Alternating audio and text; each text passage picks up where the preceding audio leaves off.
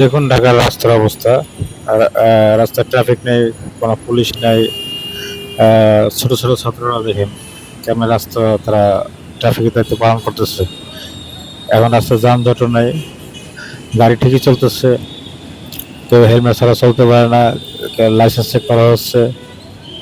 Even কি বিভিন্ন ধরনের অকারেন্স গাড়ির ভিতরে টাকা পয়সা নিয়ে যাচ্ছে, কোর্টের ফাইল নিয়ে যাচ্ছে, এগুলোকে তারা ঠিকই প্রতিরোধ করে ধরতেছে, চেক করতেছে।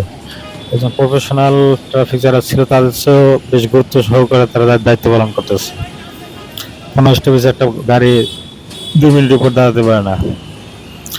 আসলে যারা প্রফেশনাল সরকারি ট্রাফিক, দেখা যায় যে এরা জীবনে এই কাজ করে না, কিন্তু তারপর অভিজ্ঞ মনে হচ্ছে ভালোই। এবং কোনো লোক ওভারব্রিজ ছাড়া রাস্তা বাড়াতে পারে না, সেটাও তারা কন্ট্রোল করতেছে।